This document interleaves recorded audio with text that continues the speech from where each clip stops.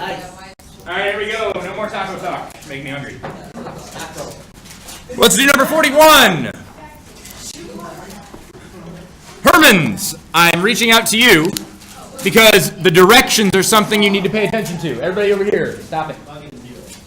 Thank you. We need to find the x and y intercepts and then graph the function. You need to read directions. Does that mean we're going to get it in slope-intercept form?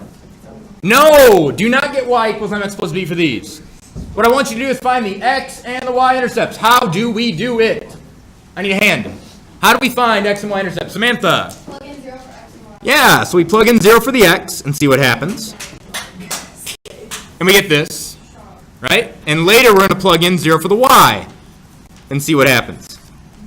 Because x and y intercepts always have 0 for one of their coordinates, right?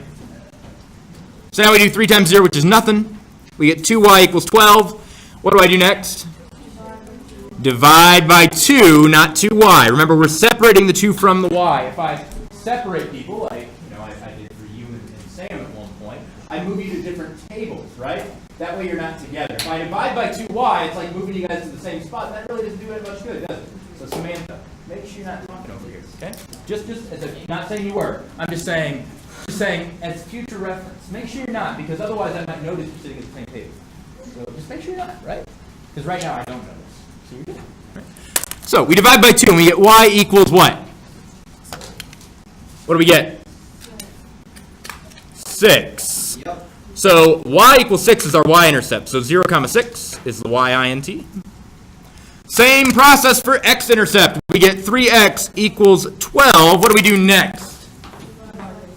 Divide by 3 to both sides, and we get x equals quattro 4. So 4, 0 is our x-intercept. And now we're going to graph these using that.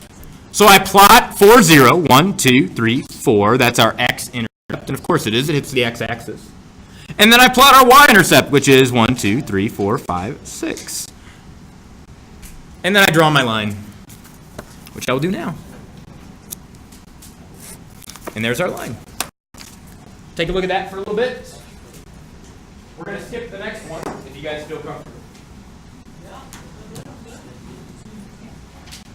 The key here is to read directions. A lot of you guys are not very good at that. When I ask for y equals mx plus b, get it in y equals mx plus b. If I ask for intercepts, plug in zeros. If I ask to write it in point slope form, do that. A lot of you guys just see a problem and immediately start writing y equals mx plus b, which is nice, but not always what I want you to do, right? That's why I give you directions. If you have questions about those directions, ask me on a test, right?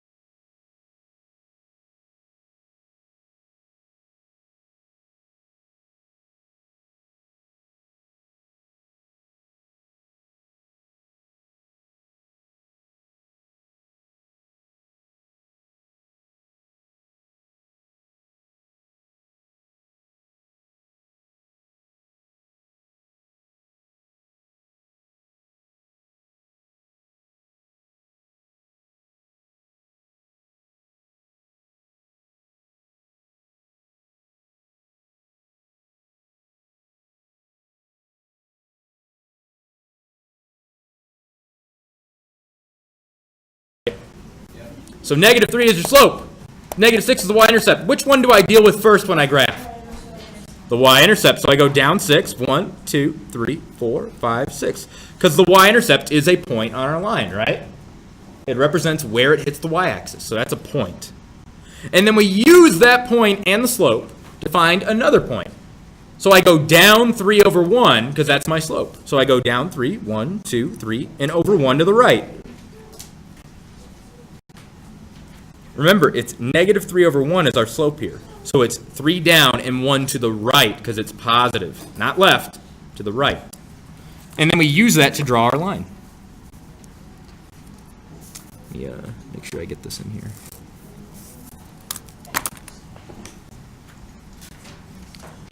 And there it is.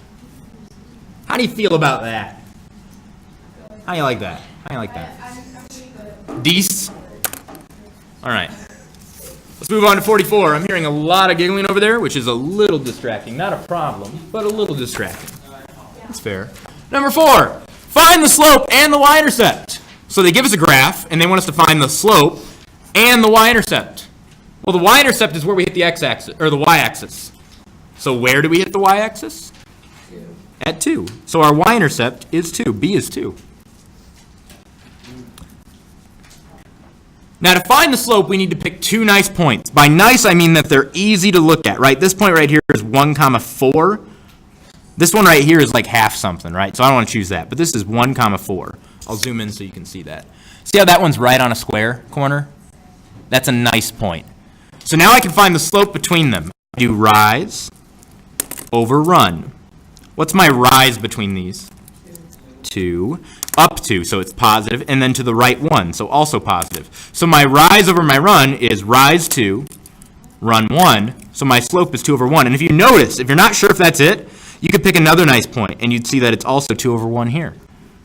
Every time we go 2 over 1, we get a nice point. So our slope must be 2 over 1. So we found the slope. We found the y-intercept. Does everybody see how I did that? Yeah? Got to find 2 nice points. Do you know what I mean by nice points? Okay.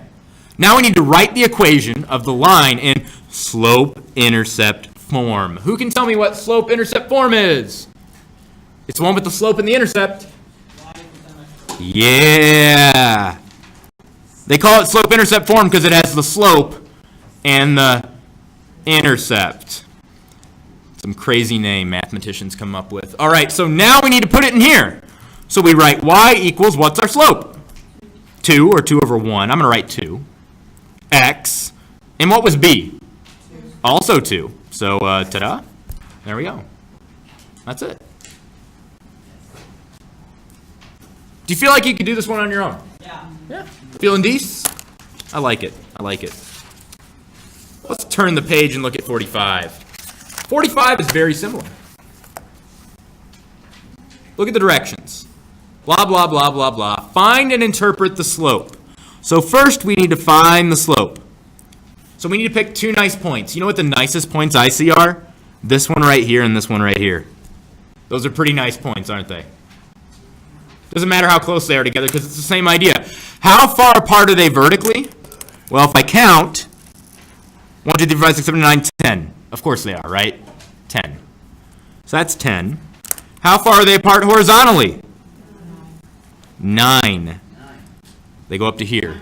10 is the one next to it. 10 is right here. 9 is there. So our slope is rise 10, right 9. So it's 10 over 9 for our slope. Everybody cool with that? That's our slope. Oh, I'm sorry. It's not rise 10. It's fall 10. Is that why Anna? Yeah, it's negative. Good catch, guys. Good catch. So we're going down 10 over 9. Everybody cool with that? Down 10 over 9. So it's negative 10 over 9. My mistake. That's what happens when I do these quickly. That's our slope. We need to interpret that. What we mean is put units on it. So the 10 is the vertical. What's our vertical talking about? Population, right? We'll keep it short. Remaining population. Pop. Period, right? Like soda. I don't know. I call it soda. You guys all call it pop? It's because you guys are born up north. Well, you were from Wisconsin or Georgia? Georgia, right? Yeah, it's a southern thing to say soda, I think. Or cola is the really southern thing. That's like Tennessee, man. They do in the Midwest South, Tennessee, not Georgia, not Georgia. Yeah, where I'm from, it's soda. So 9 in this direction has to do with what? Time, right? Or hours, we could say that, one or the other. Whatever's shortest to right, really, right? So what does the slope mean? Every 9 hours, the population drops by 10,000, right? That's what that means. Now it says find and interpret the x and y intercepts. So let's find them first. We'll put units on them later, right? So what's our x-intercept? 9, 0, right? That point right there is 9, 0. So x-int, 9, 0. And the y-int is what? 10. So it's 0, 10. Everybody cool on this? Cool. So 9 has to do with time, so hours. And 0, population, pop. Well, same thing here. 0 hours, right, because that's what x has to deal with. And 10 population. So let's think about what this means. At 9 hours, the population will be 0. And at 0 hours, before evacuation begins, the population is 10,000, right? 10,000, same idea. Everybody cool with that?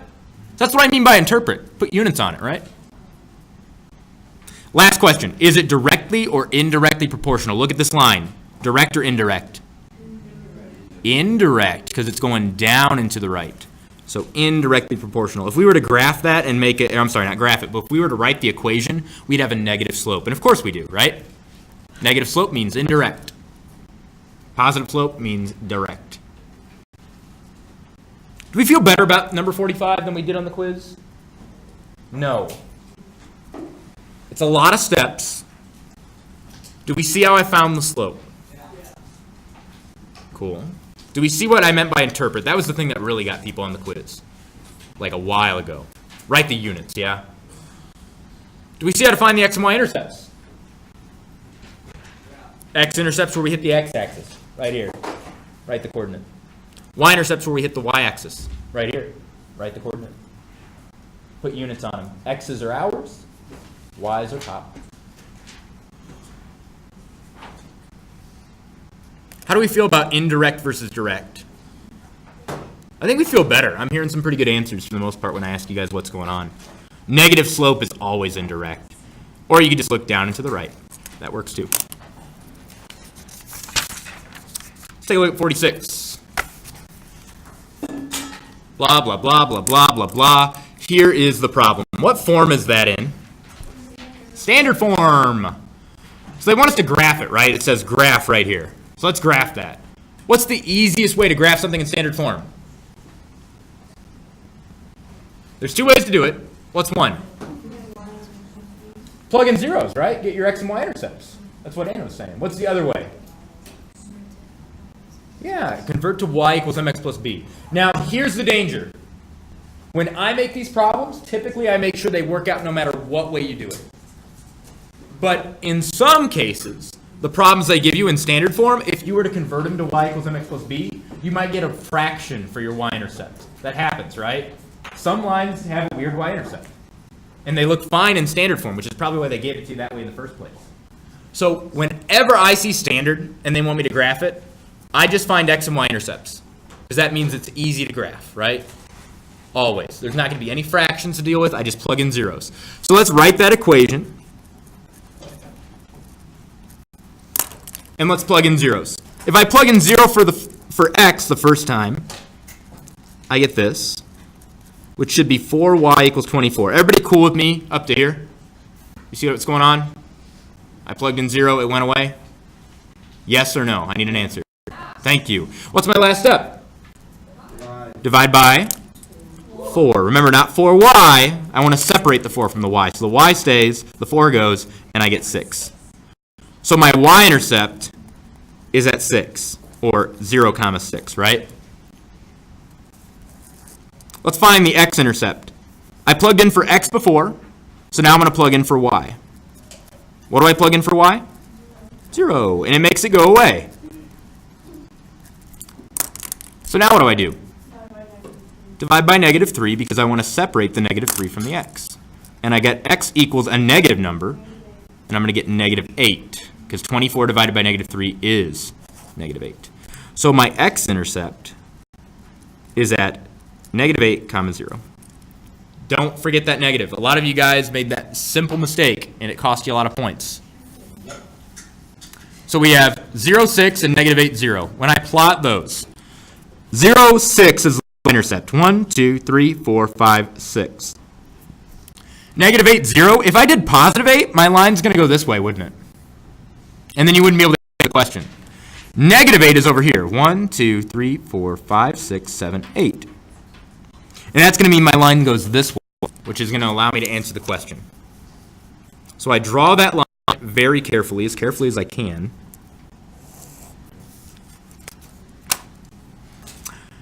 And the last thing it says is, or last two things it says to label your axes.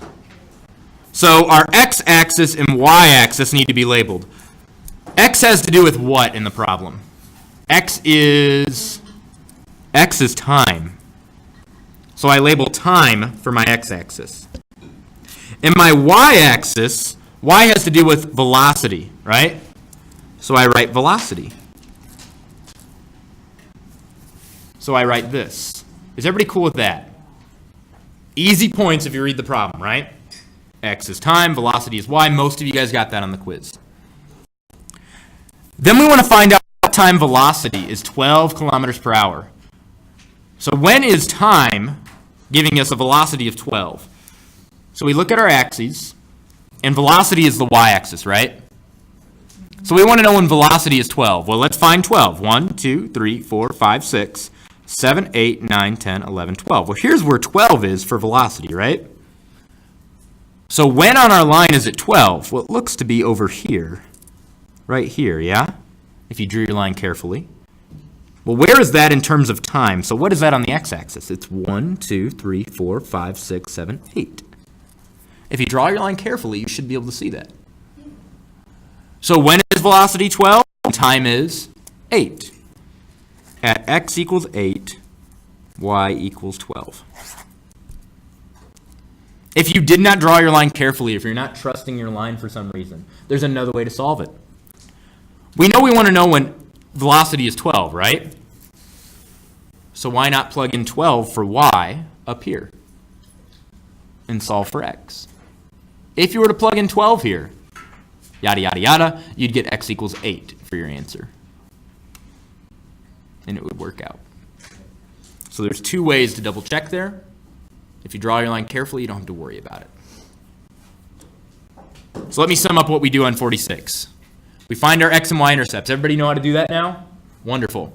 We graph it using those intercepts. Make sure you graph carefully. If the line went that way, there'd be no answer to this. And then it asks you, when is y 12? Well, it's when x is 8. How do we feel about 46? Okay? I'll take okay. I'll take okay.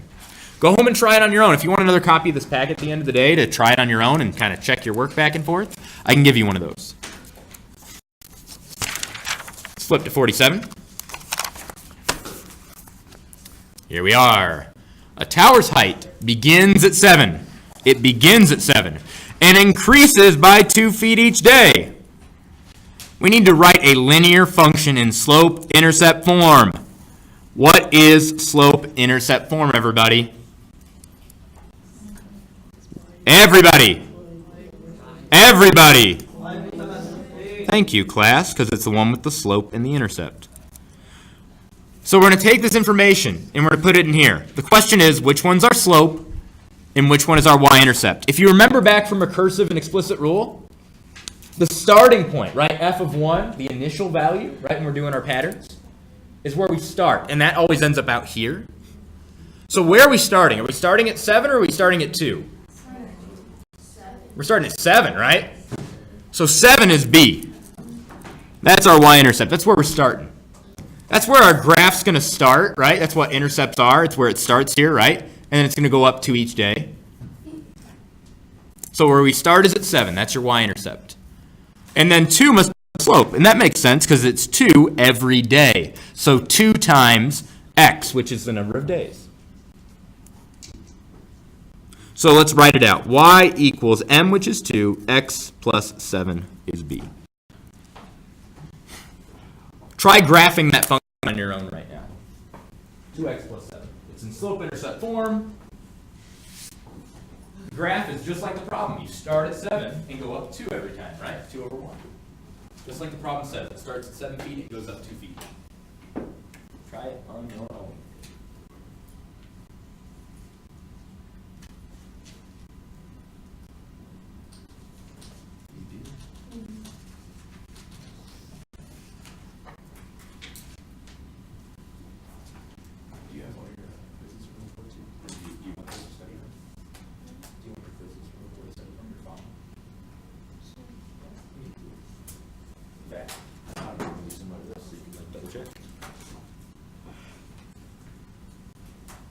Remember, out of your files over here, if you ever want anything out of here to study from, you're more than welcome to do it. Then your option, day 1. Wait, do you already have it, Caitlin? Already have your file? No? Maybe I had it out for some reason. I'll look for it later. Yeah, that's cool.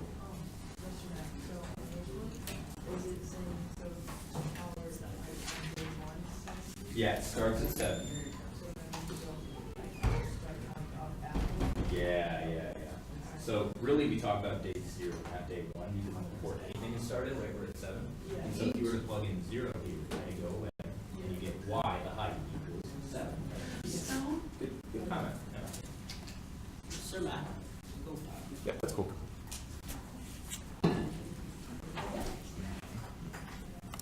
So your graph should have been starting at 7 for the y-intercept. 1, 2, 3, 4, 5, 6, 7. Put your dot, that's your y-intercept. And then our slope is what? So we do what? Up 2 over 1. And I'm going to keep doing this because I need this to be exact to answer the problem. This will help me make a straight line. So I'm going to extend that out as much as possible.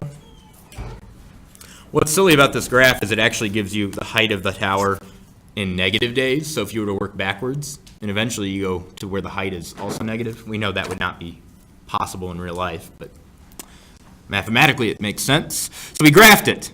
It says label the slope in the y-intercept. So we go back to the top. Which one was our slope? The 2 or the 7? The 2 or the 7, the slope. The 2. The 2 is the slope. And our y-intercept is the 7. So I labeled the slope in the y-intercept. They want to know what the building's height would be on day 7. So the height is y, right? It's how tall the building is. The height keeps going up and up and up.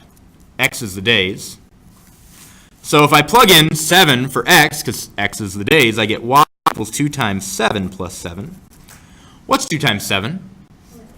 And I add 7 and I get 21. So it's 21 feet on day 7.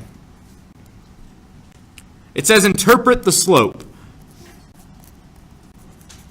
M is 2 over 1. The 2 is 2 feet. And what do you think the 1 stands for?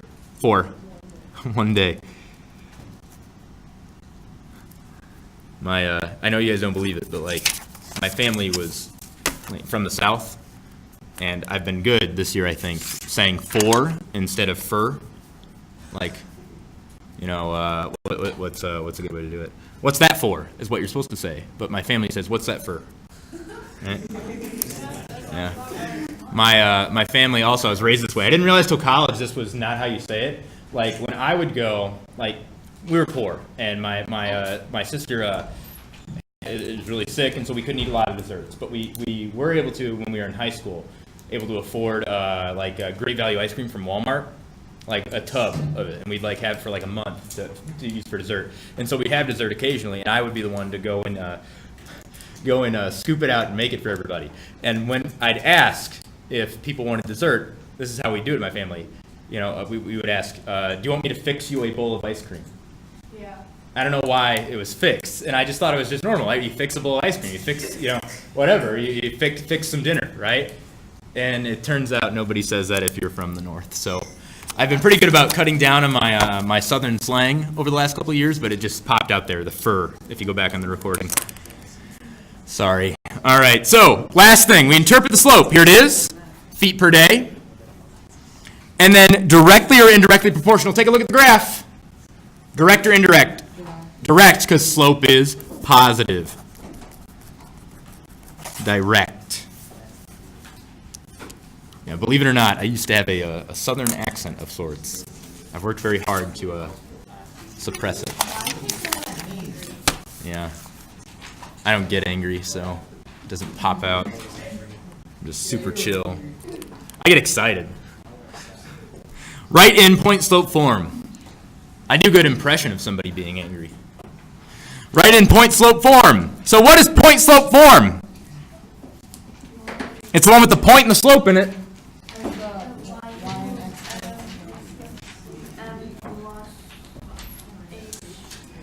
Minus h plus k. Yeah, something like that.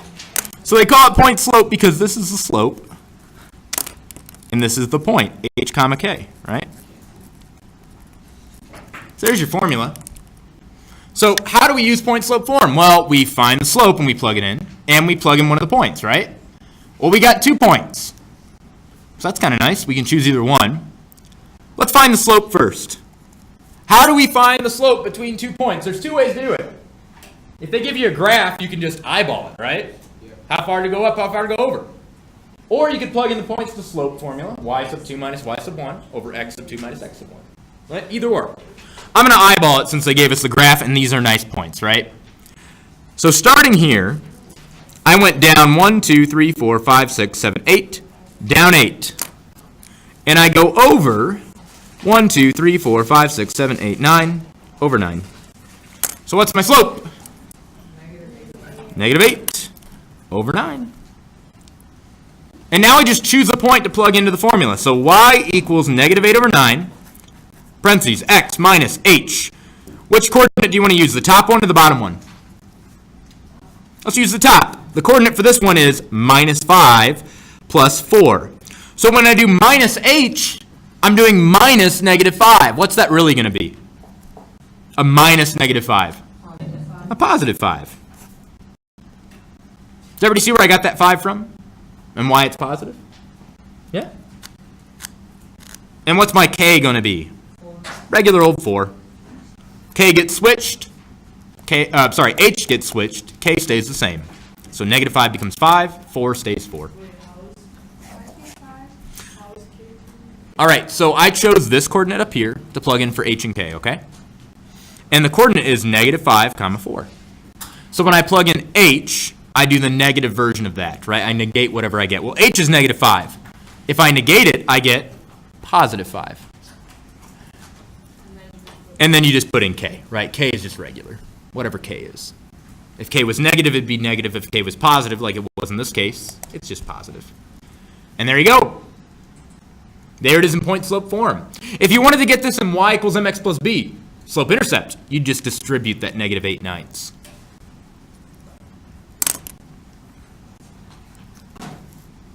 How do we feel about 48?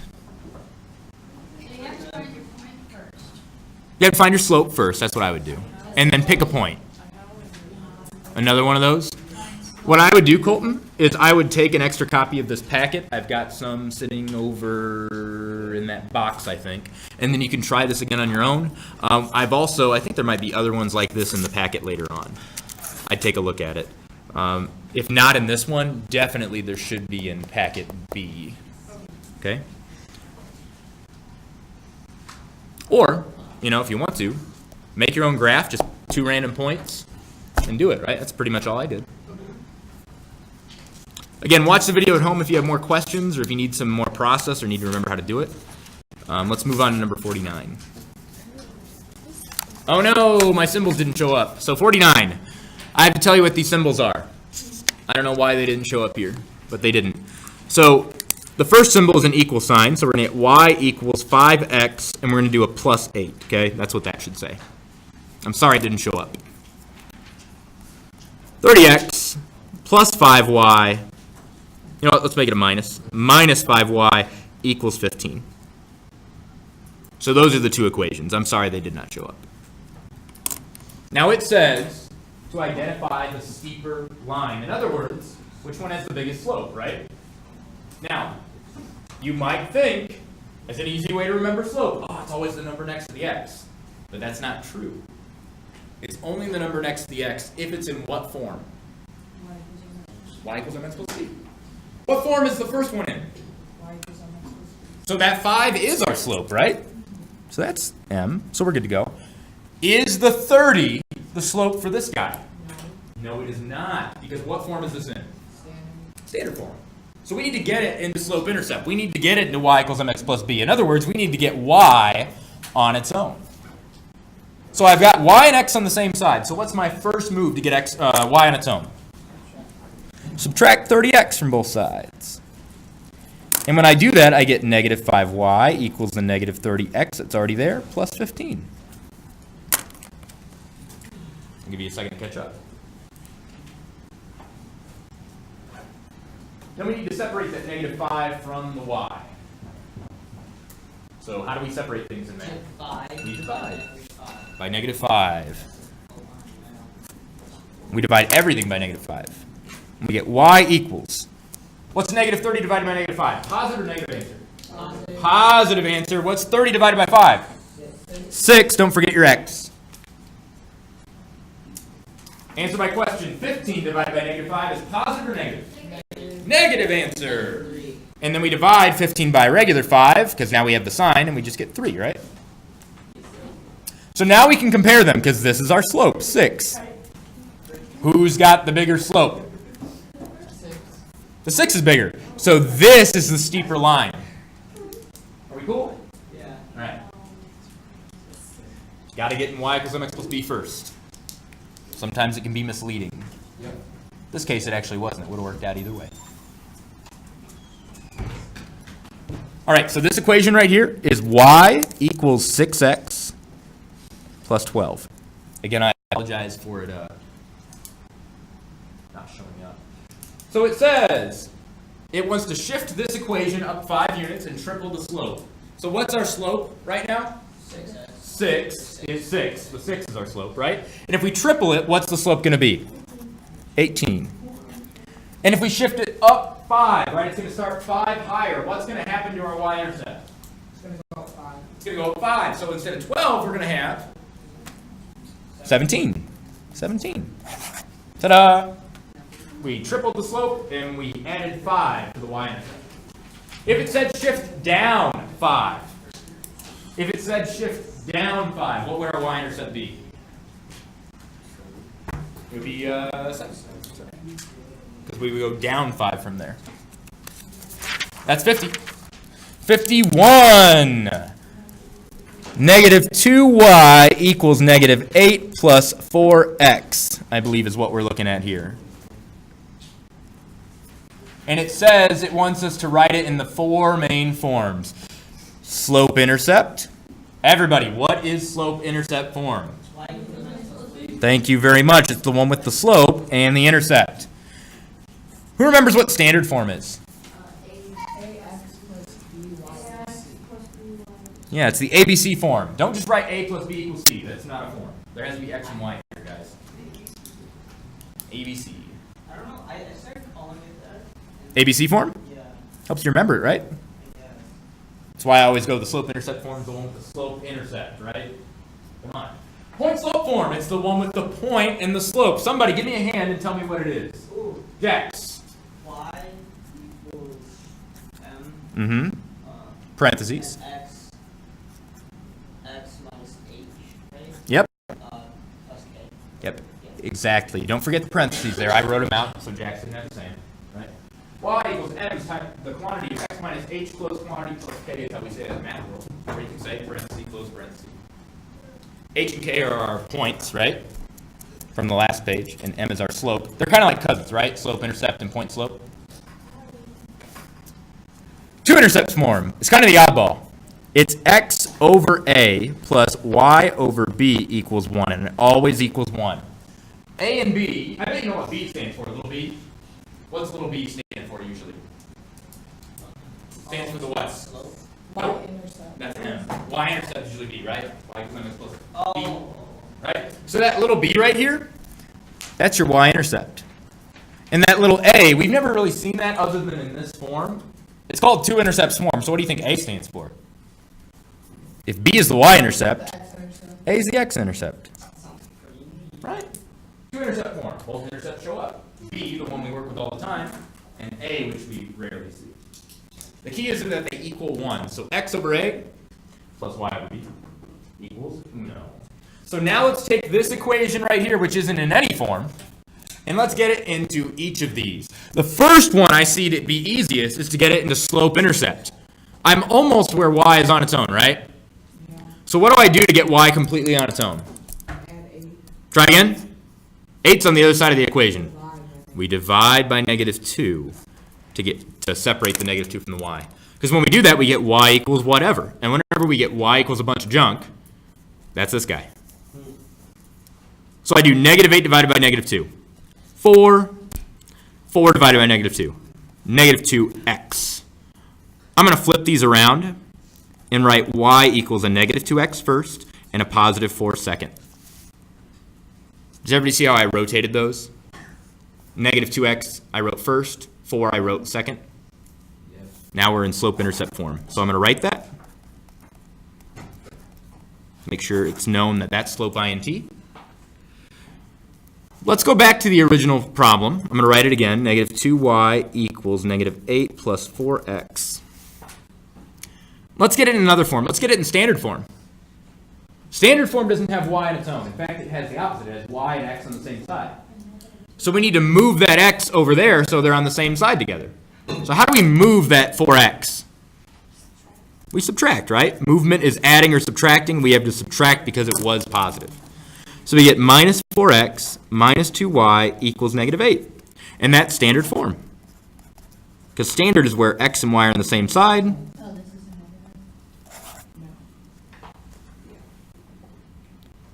So now we've got 2 of them down. Point slope is really easy. You just take slope-intercept and you do this to it. Watch this. Y equals -2, x minus 0 plus 4. Remember, we need a point to plug into point slope form. We keep the same slope, right? And our point is h comma k. Well, 4 is a y-intercept.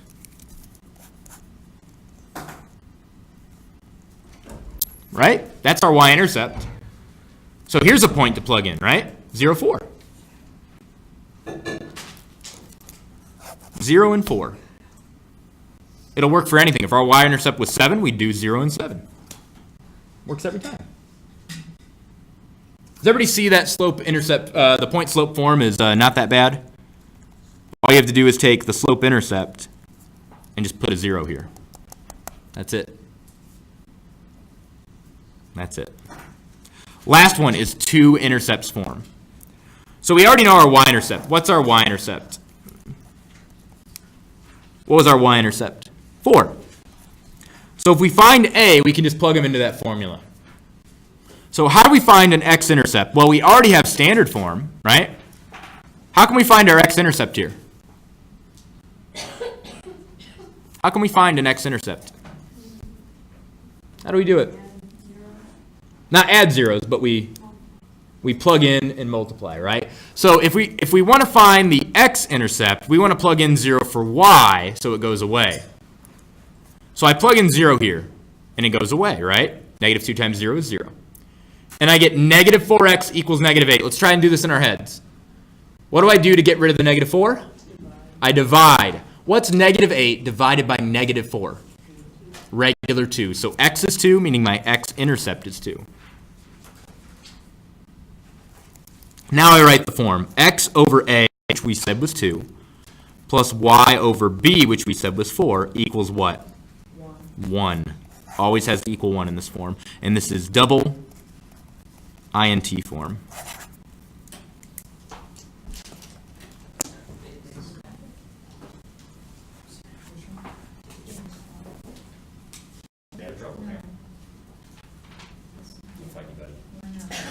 Keep the letter school. Okay. Do you feel like you can take an equation and convert it to y equals x plus b? Move everything except the y over, right? Can you take an equation and make it to the standard? Get x and y on the same side, right? Can you put it in point slope? put in a minus 0, right? Put in a minus 0. Double intercept's kind of the hard one because you have to go find the intercepts, but we're really good at that. Plug in 0 for x and y, right? See what they are. Find what they are, plug them in.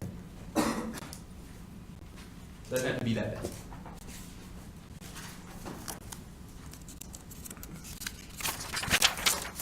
Let's turn the page. 52. Who remembers this one? He's back. Healthy hair. The cost of a child's haircut is $5. Adults is 12. Some pretty good prices. The sales from the 13 haircuts was $93. And they want to know how much for adults, how much for children, right? How many did they make out of those 13? What combination of adults and children? So just what I said. Adults plus children should equal 13, right? Some combination of A and C should get you 13. Was it 6 and 7? Was it 1 and 12? What was the combination is what we're asking. The other equation that's here is that adults times 12 is how much money they made from the adults cut. And the kids times 5 is how much they made from the kids cut. So if I add those up, I should get $93. So we got 12 times the number of adult cuts, plus $5 times the number of kid cuts. Added up, $93. How much of A and C we had? We don't know. We're going to find out. But we know that whatever A and C are, they have to add to 13. Does everybody see how I set this up? This is really important. A plus C is 13. Number of adult plus number of kids. 12 times the number of adult cuts plus 5 times the number of kid cuts should add up to the total amount of money. So we got number, number, number, money, money, money. And now we're ready to solve. Would you rather do elimination or substitution? Elimination. So we need to make the numbers match. Luckily, it's already in standard form, isn't it? So how do we make the numbers match? We have to multiply by something. Which one do you want to match, the A's or the C's? If we do the A's, we have to multiply by 12. If we do the C's, we have to multiply by 5. Could we do A's? That's fine, but I'd rather multiply by a small number, right? Less work. So let's make the C's match. So if I do that, I'm times them by 5 to everything. And what I get is this, 5A plus 5C. 13 times 5, well, that's 5 times 10, which is 50, plus 5 times 3, which is 15, so 65. And then this guy. We kept the same. So here's my new set. So ignore this. Now I'm here. Now the question is, do I add or subtract to make those 5 C's go away? I subtract everything, and I circle it so I come back to it. 5C minus 5C will get me 0. Make sure it does. If it doesn't, you've screwed up your problem, right? So let's start at the beginning. 5A minus 12A. What's that going to be? 5A minus 12A. This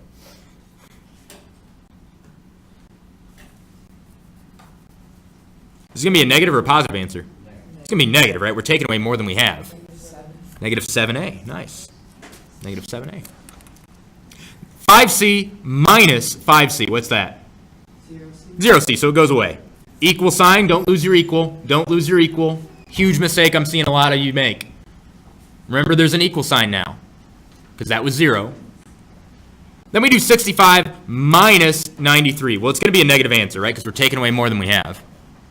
What's 65 minus 93? Add it on up.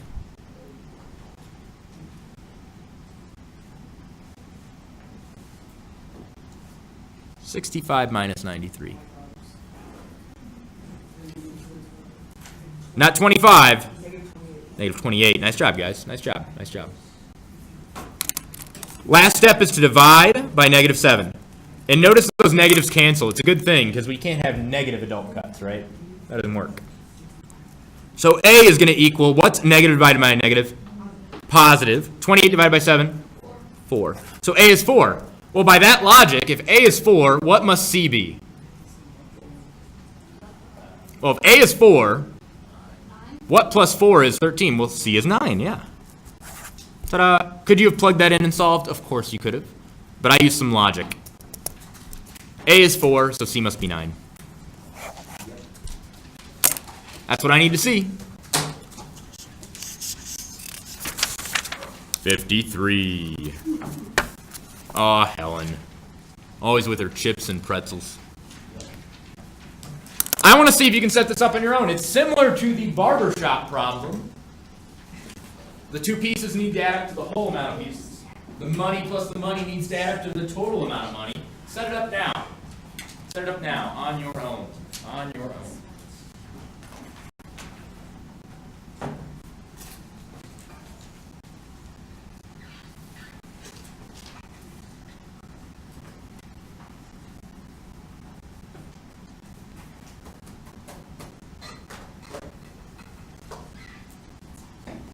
Remember, those of you that will need homework assignments, I need those by tomorrow at the absolute latest because I am merciful. Wednesday was the official cutoff last week. So maybe I can pull some strings. No guarantees though. I gotta ask. So get them done and I'll that include hopefully they'll look better.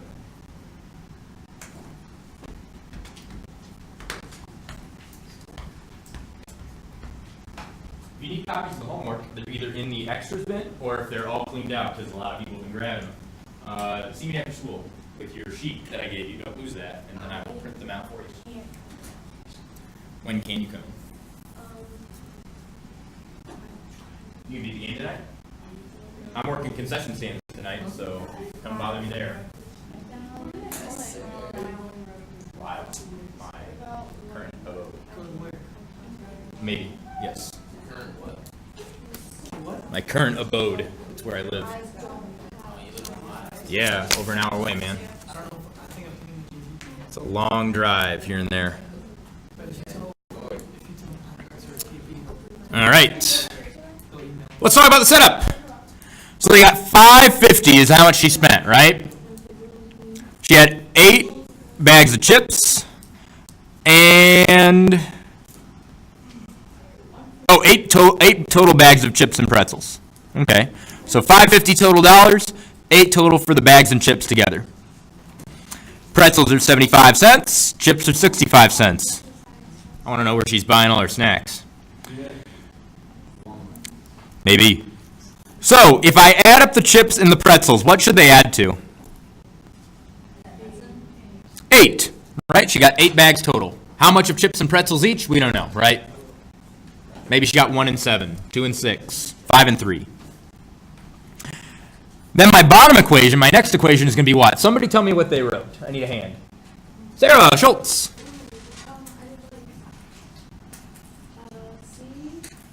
Okay. 0.65. I'm going to write that in front, but it's the same idea. Plus what? What did you write for pretzels? 0.75. Yep, and that's going to equal what? 5.50. All right, so the amount it costs for the chips plus the amount it costs for the pretzels is going to equal the total amount of cost. Everybody get this for the setup? Nice. I do give points for the setup, so make sure you know how to set it up. Now we're going to solve. Now, last time we did elimination, and it worked out because we had whole numbers here and here, right? And it was nice. Do you want to multiply everything by 0.65 without a calculator? No. Do you want to multiply everything by 0.75 without a calculator? Probably not unless you're smart and realize it's just 3/4. Fractions are better than decimals. Easier to multiply anyway. I'm going to do substitution for this. So substitution means switch out, right? So I need to know what one of my variables is. P equals a bunch of junk or C equals a bunch of junk. So which one would you want to get on your own, C or P? Let's get P on its own, okay? Let's get P on its own. So I'm going to take this top equation, and I'm going to write P equals negative C plus 8. How did I get there? I moved over the C by subtracting. Does everybody see how I got there? I moved over that C by subtracting. I didn't show my work to save on space. I subtracted C from both sides. The 8 was already there. Everybody cool with that? So you could have done either one. You could have done P or C. The reason I chose P is because I'm going to have to plug that in for P, right? And I'd rather multiply things by 0.75 than 0.65. It'll be a little bit easier. All right. So now I'm going to take this. Because I said P is negative C plus 8, right?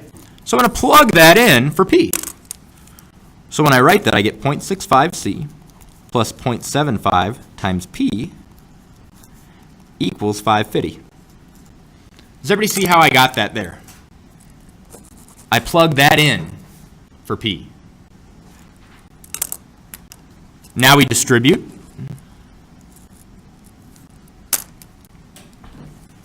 And I'll give you a second to catch up while I write this.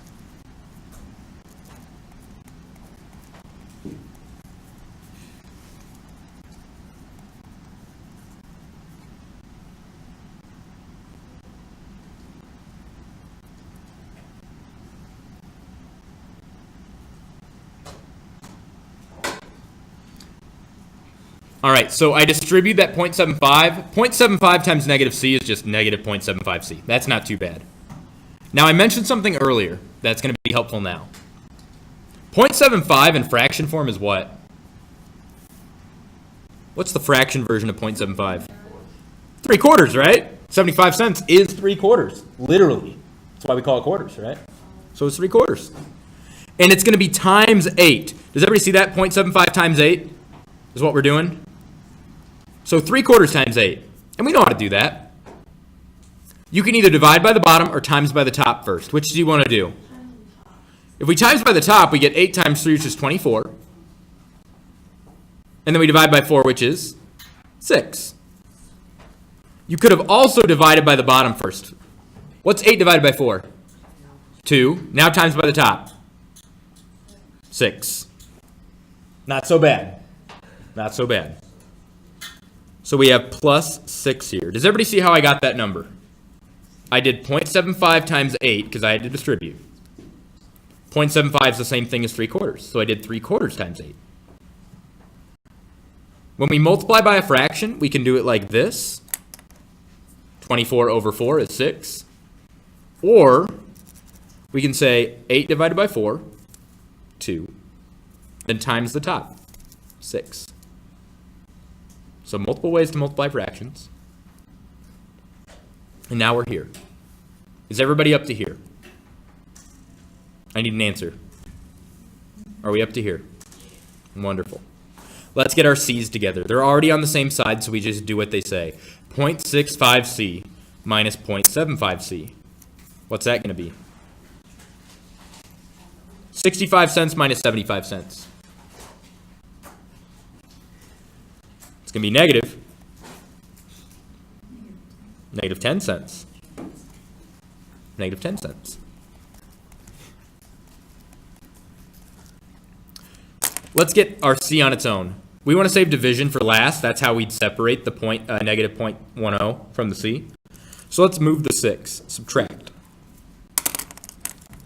Negative 0.10C, negative 10 cents C, equals, if we subtract 6, we're negative 50 cents, aren't we? 550 minus $6, you're in the whole 50 cents.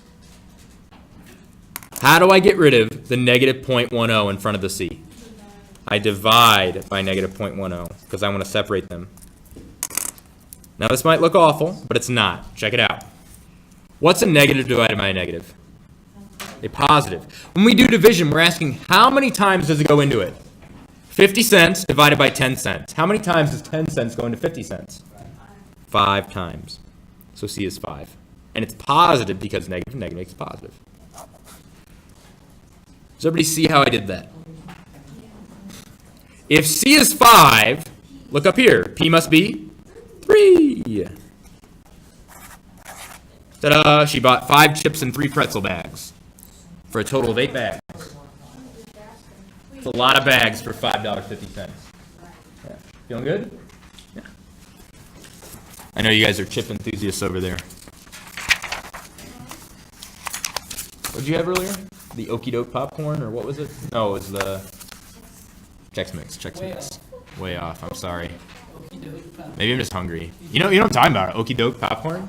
Yeah, I know what you're talking about. Right? You bought the bag? Yeah, that's good stuff. That's good stuff. I'm not a big fan of like fake cheese flavors, but I think it's because I don't like how it looks. Fun story. I back in like when I was like 2 or 3, No, not back in NAM. Back when I was 2 or 3, and I was at this like community babysitter thing. Like this one lady was running out of her home, right? And there's this one kid there. I remember his name was Eric, and he used to eat SpaghettiOs every day. And we never had SpaghettiOs in my house. We just didn't for some reason. I don't know why. Yeah, I've never had SpaghettiOs, nor do I want them. And here's why: because Eric, this kid who was like 3 years old, maybe 4, I don't remember if he's older or younger than me, would sit in his high chair and just like shove them into his face, like just like he would bathe in these things. Like it's like he didn't know his food. It's like, what do you do with it? I'm just gonna rub it all over my skin and enjoy it, right? That's what he did. And I'd sit there and watch him eating my grilled cheese and just like horrified. And I don't eat SpaghettiOs to this day. So I don't like things with like cheese flavor or stuff that gets on your fingers. I'm very particular. I like to eat cleanly. I'm not a messy eater type of guy. Like for me to eat ribs back when I was like not a vegetarian was very tough because I can't stand it.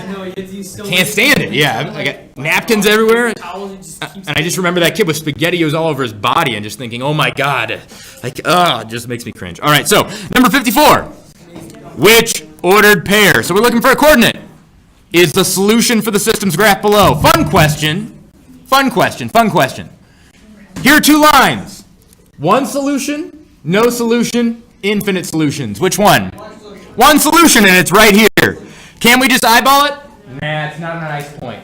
So what do we have to do? We have to find the equation of both of these lines. This was number 1 from your latest test. So let's find the equation of this line right here. What's the y-intercept of this line? 2. So this line, which I'm labeling the blue line, has a y-intercept of 2. What's the slope? Well, we have to find 2 nice points. So here's a nice point, and here's a nice point. The slope looks to be this. Does everybody see why I chose those points? They're 2 nice points. So we have 2 to the left and 3 up. So our slope is up 3 over 2, and it's negative, right? Negative 3/2 x. So there's the blue line. Let's have the next one be the orange line. So the orange line is this one. What's the y-intercept of the orange line? It is 1, 2, 3, 4. It's kind of hard to see, but it is 4. That's all right. Not a bad guess. Let's find the slope for this guy. Well, here's a nice point, our y-intercept, right? Another nice point looks to be all the way down here, our x-intercept. I had to go all the way down to find one. That's okay. My rise is here, and my run is here. Well, run's going from here and here, so it's over 1, 2, 3, 4, 5. Is the y-intercept 5 or 4? It appears to be 4. Did I write 5? I said 4. Jack said 5. Jax. You better be Jax. We're all so mad right now. We're so mad. All right. So down 4, back 5. If 2 negatives are over each other, what are they really? Positive. So I'm just going to write 4 over 5. Because down 4, back 5 is the same thing as up 4 over 5. Up 4 over 5. So here's our 2 equations. We want to find where they intersect. So we need to solve them with substitution or elimination. What form are these equations in? So we probably shouldn't use elimination, right? We like standard form there. So let's use subs. This is y, right? So let's plug it in for y. We get 4/5 x plus 4 equals negative 3/2 x plus 2. Does everybody see how I took that and plugged it in for y? I took this right here, and I plugged it in here. So I get all of that equals this, and I wrote that. I switched it out. Y is 4/5 x plus 4. So whenever I see y up here, I can write that instead. I just switched them out. That's what substitution means. Just like we did on the last problem, except this one's easier to do. It's just sitting right there. So now we solve. Do you want to get the x's together first or get your regular numbers together first? Okay. So you want to move the 4 or the 2? 2. Okay. So I subtract 2 from both sides, and I get 4/5 x plus 2 equals negative 3 halves x. And now we're going to get our x's together. Minus 4/5 x to both sides. What do we need to get to do a subtraction like this? We need to get what? Oh, X. I like the enthusiasm. In order to subtract these two fractions, what do they have to have? Same denominators. Right now it's 2 and 5. So let's do that over here. Negative 3 halves minus 4/5. How do we make these numbers match on the bottom? What do we have to multiply? It's kind of similar to elimination. We have a 5 and a 2. How are we going to make them match? Multiply one by 5, multiply the other by 2. So when we do that, we get negative 15 over 10, because I multiplied the top and the bottom by 5. And over here, I multiplied the top and the bottom by 2. So I get negative 8 over 10. And now look, they match on the bottom. Whenever you get common denominators, you have to multiply the top and the bottom by the same number. That's unusual. We normally don't do that. It's only when we want to get common denominators. So if I have negative 15 tenths and I subtract 8 tenths, I'm going to have negative how many tenths? I'm down 15 and I lose 8 more. So I'm at negative 20. Nope, negative 15 minus 8. So I'm down 15 bucks and now I'm losing 8 more. So it's even more negative. 23, negative 23. I'm down 15 bucks. I just lost 8 more at the races. Now I'm down $23. And the mafia's on my tail. So we get negative 23 over 10x. Last step, we have to solve for x. So how do we get rid of the negative 23 over 10 in front of the x? What do we want to do? Multiply by the reciprocal. Multiply by the reciprocal to both sides. So what do we get? We get x on one side, because by definition, multiplying by the reciprocal gets us 1. And then we multiply this by 2, so we get negative 20 over 23 equals x. Plug that back in and find out what y is. And that's it. Number 54 is a doozy, just like the one was on your quiz.